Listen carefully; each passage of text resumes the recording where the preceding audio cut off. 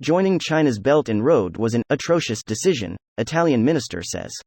Here's a summary of the article. Rome, July 30. Italy made an improvised and atrocious decision when it joined China's Belt and Road Initiative 4 years ago, as it did little to boost exports, Italian Defense Minister Guido Crosetto said in an interview published on Sunday. The BRI scheme envisions rebuilding the old Silk Road to connect China with Asia, Europe and beyond with large infrastructure spending. Critics see it as a tool for China to spread its geopolitical and economic influence. The decision to join the Silk Road was an improvised and atrocious act that multiplied China's exports to Italy but did not have the same effect on Italian exports to China, Crosetto told the Corriere della Sera newspaper. Advertisement scroll to continue. The issue today is how to walk back without damaging relations. Because it is true that China is a competitor, but it is also a partner, the defense minister added.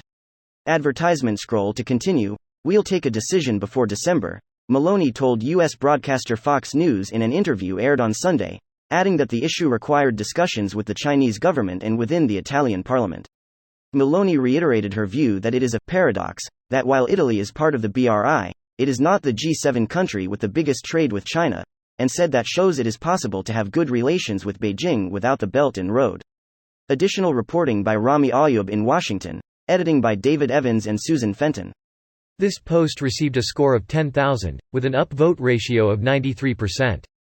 Here are the top comments in response to this article.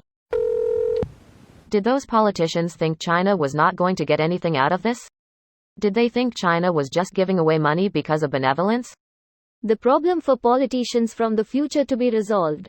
Just like climate change. And massive growing debt, GDP. Politicians everywhere will just follow the Trump playbook. Promise roses, deliver shit, and find someone else to blame. Yeah, if you think politicians promising everything, delivering nothing, and fucking everything up while getting filthy rich along the way started with Trump, have I got some news for you. Promise everything, deliver nothing. Napoleon Bonaparte. He took that straight out of the Trump playbook SMH. Sun Tzu plagiarized The Art of the Deal SMDH. Plausible after watching latest Indiana Jones. Who's to say he didn't teleport to 20th century and found it in a thrift store before going back to his century? Italy is always making the best decisions. Problem is that they think with their hands, not just talk with them. Didn't they legalize touching women's chest as long as it doesn't longer than a few seconds? Seems like a sane place. It's okay. They made huge strides recently. I mean, just in the 80s the Italian government formally rescinded the law that allowed rapists to avoid punishment if they married their victim. Progress.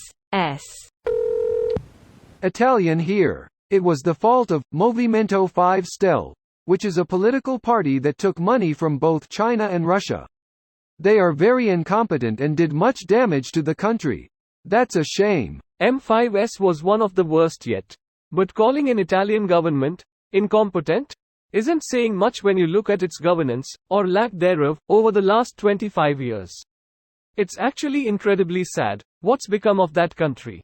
The north is incredibly rich and developed, but south of about Arezzo it becomes increasingly dysfunctional, by European standards, but still rich. South of Frosinone though it becomes unacceptably dysfunctional and very poor. I live in Sicily. You're right, unfortunately. The south is underdeveloped. Italy is like many countries that got unified under one flag. So there's not national cohesion. Even in 2023 there's still racism between the south and the north. The governments are terrible. They kept doing damage to Italy since 1945. But I have to say that it's also fault of the citizens that vote like monkeys. I love Sicily and I live with a Sicilian woman, but we agree that a big part of this situation it is due to the Sicilian people first. Considering the salaries of the local government, higher than the ones from the central government, it's a shame, but nothing changed. And Sicily is not part of the South? Could be autonomous, has such a beautiful land, with history, with resources?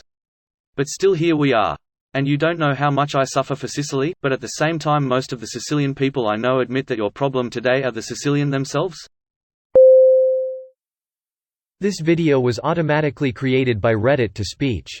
The article and comments in this video were selected from Reddit according to their upvotes, and any paraphrasing was performed by smmry.com, without any human intervention.